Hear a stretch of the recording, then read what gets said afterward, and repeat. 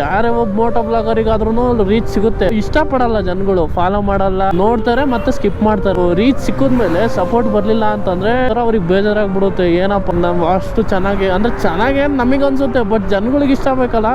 ನಮಗೆ ರೀಚ್ ಸಿಗುತ್ತೆ, ಬಟ್ ಯಾರು ಜನಗಳು ನಮಗೆ ಸಪೋರ್ಟ್ ಮಾಡ್ತಿಲ್ಲ ಏನಿಲ್ಲ ಅನ್ಸೊಳಗೆ ಅನ್ಕೊಂತೀವಿ. ನನ್ನ ಸೇರಿಸ್ಕೊಂಡೆ ಏನಂತ ಹೇಳಿದ್ರೆ ಅದು ಕಾಮನ್, ಯಾರೇ ಆದ್ರೂ ಅದು ಕಾಮನ್ನೇ ಗುರು. ಸ್ವಲ್ಪ ದಿನ ಹೋಗ್ಬೇಕು, ರೀಚ್ ಆಗ್ಬೇಕು. ಈಗ ಹೋಗಿದ್ ವಿಡಿಯೋನ ಈಗ ಯಾರು ನೋಡ್ತಿರ್ತಾರೆ, ಯಾರು ಲೈಕ್ ಮಾಡಿರ್ತಾರೆ ಅವ್ರಿಗೆ ತಿರ್ಗಾ ಹೋಗ್ಬೇಕು ಮತ್ತೊಂದು ವಿಡಿಯೋ.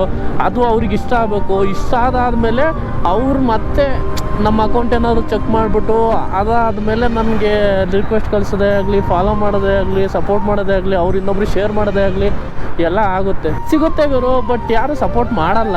ರೀಚ್ ಸಿಗುತ್ತೆ, ಸಪೋರ್ಟ್ ಮಾಡಲ್ಲ. ಮಾಡ್ತಾರೆ, ಬಟ್ ನಾವು ಜನಗಳಿಗೆಲ್ಲ ಪರಿಚಯ ಆಗಬೇಕಲ್ಲ. ಆದಮೇಲೆ ಅವ್ರು ನಮಗೆ ಸಪೋರ್ಟ್ ಆಗಲಿ ಇನ್ನೊಂದಾಗಲಿ ಎಲ್ಲ ಮಾಡ್ತಾರೆ. ಒಂದೇ ಸಲ ನಾನು ಮೋಟೋ ಬ್ಲಾಗರ್ ಆಗಬೇಕು, ಒಂದೇ ಸಲ ಯೂಟ್ಯೂಬರ್ ಆಗಬೇಕು ಅಂದರೆ ಆಗೋಕ್ಕಾಗಲ್ಲ ಗುರು.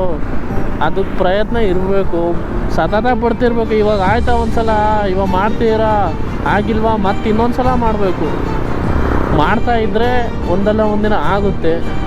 ಆ ನಂಬಿಕೆ ಮೇಲೇ ನಾನು ಮಾಡ್ತೀನಿ, ಸಾಕಷ್ಟು ಜನ ಮೋಟೋ ಬ್ಲಾಗರ್ಸು ಮಾಡ್ತಿದ್ದಾರೆ. ಎಲ್ಲರಿಗೂ ಒಳ್ಳೆಯದಾಗಲಿ.